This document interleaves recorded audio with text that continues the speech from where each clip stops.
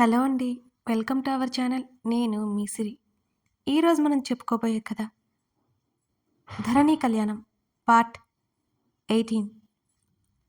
జాహ్నవికి పిచ్చ బోర్ కొడుతోంది. సూర్య ఏమో సీరియస్‌గా డ్రైవ్ చేసుకుంటూ వెళ్ళిపోతున్నాడు. సాంగ్స్ పెట్టాలి అనుకుంది. అలాంటివి ఉంటాయా ఈ కారులో అని మళ్ళీ డౌటు. కొంత సమయానికి దేవ్ వాళ్ళ ఇంటికి చేరుకున్నారు ఇద్దరు. అప్పటికే దేవ్ ఇంటికి వచ్చేశాడు. గబగబా కారు దిగి విసవిస దేవ్ ముందుకు నడిచింది. జాహ్నవిని చిత్రంగా చూశాడు సూర్య. ఏంటండి మీరు? నేను ఒక్కదాన్నే ఉన్నానని మర్చిపోయారా? కనీసం ఫోన్ నెంబర్ అయినా తీసుకోలేదు మీరు. నాకేమీ తోచలేదు తెలుసా? సర్లే అనుకొని మీ ఫ్రెండ్‌తో ఫోన్ చేస్తే నేనెవరో తెలీదు అంటారా? అని దేవ్ మీదకి వెళ్ళింది జాహ్నవి. సూర్య నా ఫ్రెండ్ అని నీకెలా తెలుసు?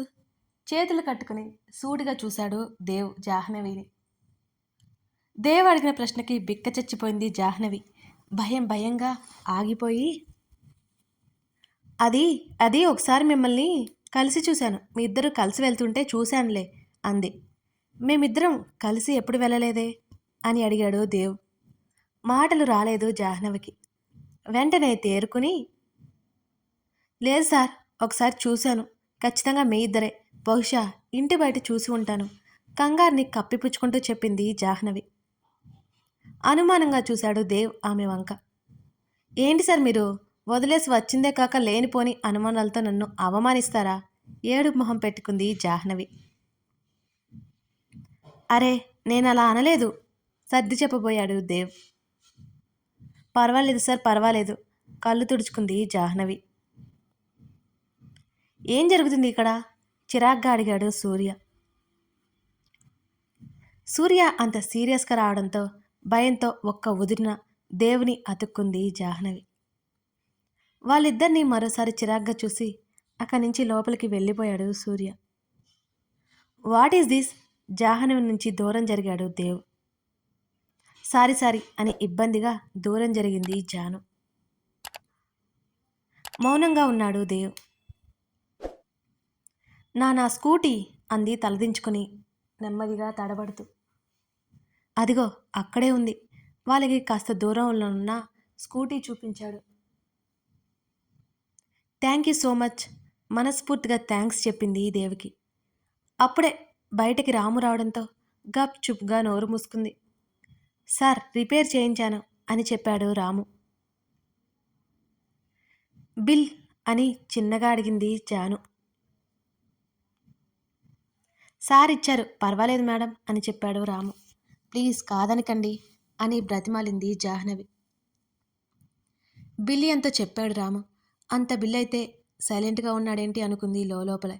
నేనెవరో కూడా తెలియదు కదా, నా కోసం రిపేర్ కూడా చేయించాడు అనుకోగానే లోపలే సంతోషం వేసింది జానుకి. మా సార్కి ఇచ్చేయండి మేడం అని అక్కడి నుంచి ఇంట్లోకి వెళ్ళిపోయాడు రాము. పర్వాలేదు జాహ్నవి, మీరు వెళ్ళండి అని చెప్పాడు దేవ్. మీ గూగుల్ పే నెంబర్ చెప్పండి. ఫోన్లో తలదూర్చింది జాహ్నవి. వినేలా లేదని చెప్పాడు దేవ్. దేవ్ తనకి నెంబర్ ఇవ్వడం, తనతో మాట్లాడొచ్చనుకుంది జాను. దేవ్తో స్నేహం చేయడానికి ఇది ఒక అవకాశంగా భావించింది ఆమె. ఆనందపడిపోయింది తెగ. పే చేసింది జాహ్నవి. దేవ్ చూడకుండా బుజ్జి అని నెంబర్ ఫీడ్ చేసుకుంది. వెళ్తాను అంది జాను. ఓకే అన్నాడు దేవ్. నీరుగారిపోయింది జాహ్నవి. దేవ్ తన్ని ఇంట్లోకి పిలిచి కాఫీయో టీయో ఆఫర్ చేస్తాడని ఎక్స్పెక్ట్ చేసింది పాపం. కొంత సమయం దేవ్తో టైం స్పెండ్ చేయొచ్చు అనుకుంది. తన ఆశలన్నీ అడియాసలైపోయాయి. ముఖాన్ని వేలాడి తీసుకుని స్కూటీ వైపు నడిచింది. దేవ్ ఇంట్లోకి వెళ్ళిపోయాడు. బాధగా స్కూటీ స్టార్ట్ చేసింది. ఇంటి వైపుకి మళ్లించింది. ఏవండి? ధరణి పిలిచింది గగన్ని. ఏంటి అని చిరాగ్గా చూశాడు. మీరెందుకు కోపం తెచ్చుకున్నారు అని అడిగింది ధైర్యం చేసి. నేను చాలా కోపంలో ఉన్నాను, డిస్టర్బ్ చేయకుండా వెళ్ళు అని అరిచాడు గగన్. ఉలిక్కి పడింది ధరణి. దిగులుగా ముఖం పెట్టుకుని తన గది వైపు అడుగులు వేసింది. త్వరగా రెడీ అవ్వు అని వెనక నుంచి అరిచాడు గగన్. సాయంత్రం ఫ్లైట్ అని చెప్పడంతో రెడీ అవసాగింది. అక్కడ ఉంది కొద్ది రోజులైనా శాంతితో బాగా అటాచ్మెంట్ పెరిగింది ధరణికి. శాంతిని హత్తుకుని బాధగా వీడ్కోలు తీసుకుంది ధరణి. లగేజ్ కారులో పెట్టించి ఇద్దరు ఎయిర్పోర్ట్ వైపు బయలుదేరారు. ఏవండి పిలిచింది ధరణి. ధరణికి తెలుసు ముందున్న డ్రైవర్కి తెలుగు తెలియదని. "ఉమ్" అన్నాడు ఫోన్లో నుండి తల ఎత్తకుండా. నేను మీకు కోపం తెప్పించే అంత పని ఏం చేశాను అని అడిగింది కాస్త ధైర్యం తెచ్చుకుని. గగన్ ముఖంలో నవ్వు వచ్చేరింది. కానీ దాన్ని కనిపించనీయకుండా కవర్ చేసుకున్నాడు. ముఖాన్ని సీరియస్గా పెట్టుకున్నాడు. నువ్వు నన్ను రాక్షసుని చూసినట్టు చూస్తున్నావు కదా, నాకు నచ్చట్లేదు అని సూటిగా ధరణిని చూశాడు అతను. అయ్యో అలాంటిదేమీ లేదండి అని కంగారు పడింది ధరణి.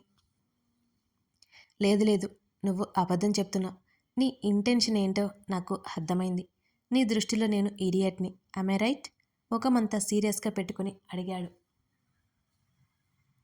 అయ్యో రామా, నేనెప్పుడూ అలా అనుకోలేదండి. మీరు సరిగ్గా లేరని బాధపడ్డం తప్ప మిమ్మల్ని ఎప్పుడూ తిట్టుకోలేదు. నిజంగా నిజమండి, నా మీద ఒట్టు అని తల మీద చేతులు పెట్టుకుంది ధరణి. గగన్ ఇంకా తననే చూస్తుండడంతో తను ఏమి మాట్లాడిందో అర్థమైంది ధరణికి. వెంటనే నాలుక కరుచుకుంది. అంటే అది మీరు అప్పుడు సరిగ్గా అని భయం భయంగా గగన్ని చూసింది.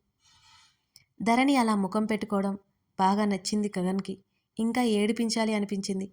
ఏంటో తన బిహేవియర్ అతనికే కొత్తగా అనిపిస్తోంది ఈ మధ్య. ఇప్పుడు కాదు, నీ పని హైదరాబాద్ వెళ్ళాక చెప్తాను అన్నాడు వేలు చూపిస్తూ. ఈసారి నిజంగానే బిక్క చచ్చిపోయింది ధరణి. తను తానే లోపల తిట్టుకుంది. ధరణి ముఖంలో మారే హావభావాలు గమనించసాగాడు. అతనికి అలాగే చూడాలనిపించింది. మెల్లిమెల్లిగా అతనికి ధ్యాస వేరే వైపు మళ్ళింది. గగన్ తల విదిలించుకొని ఫోన్లో తలదూర్చాడు. ఇవేమీ తెలియని ధరణి గగన్కి తన మీద ఎలా కోపం పోగొట్టాలా అని తెగ తెగ చించసాగింది. గగన్ డ్రామా ఆడుతున్నాడని పాపం ఆమెకే మాత్రం తెలుసు. కోర్స్ ఆమె తనని అవమానించిందని కోపం ఉంది, కానీ ఇప్పుడు అతనిలో లేదు.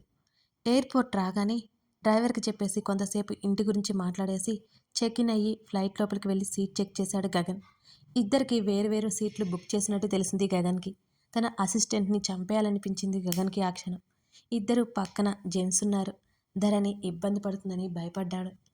ముందు కూర్చున్న అతన్ని అడిగితే అతను ససేమిరా సీట్ చేంజ్ అవను అన్నాడు. చేసేదేం లేక వెనుకున్న సీట్ అతన్ని అడగడానికి సిద్ధమయ్యాడు. ఏవండి, పర్వాలేదు, మీరేం భయపడకండి, నాకేమీ భయం లేదు అంది ధరణి. ష్యూరా అని అడిగాడు. నిజంగానే నాకేం భయం లేదు, మీరు ఉన్నారుగా, ఎందుకు భయం అని అంది ధరణి.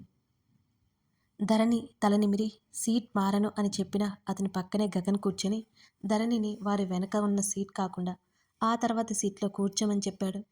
చిన్నగా నవ్వి వెళ్ళి పక్కన కూర్చుంది ధరణి. ముఖం మీద ఇంగ్లీష్ మ్యాగజైన్ పెట్టుకొని సీట్లో వెనక్కి ఉన్నాడు ఒకతను.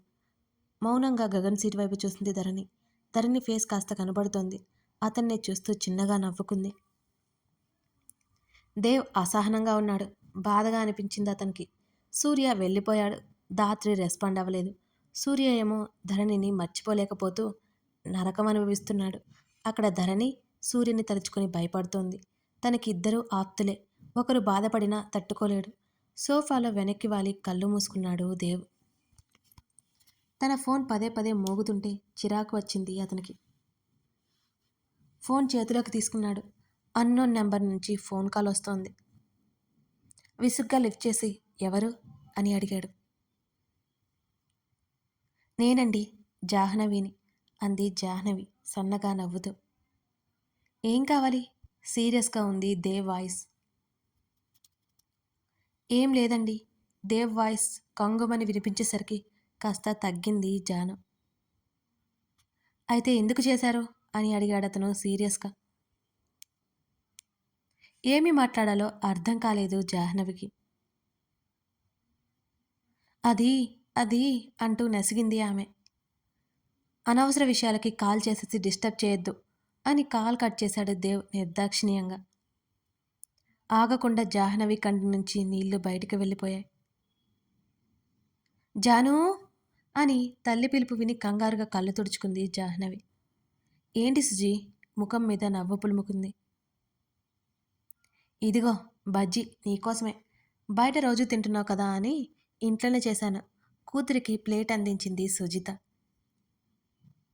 తినాలి అని లేదమ్మా అంది జాహ్నవి. ఏదో అయిందని అర్థమైంది సుజితకి. తను వద్దంటే తనకు తెలియకుండా బయట ఆయిల్ ఫుడ్ తినే జాహ్నవి ఇంట్లో తనకు ఇష్టమైన ఫుడ్ చేసినా సంతోషంగా లేకపోవడంతో అనుమానం మొదలైంది సుజితలో. జాను ఏమైంది అని లాలనగా అడిగింది సుజిత. ఫ్రెండ్ నన్ను కసురుకున్నాడు అని బోరున ఏడ్చింది జాహ్నవి.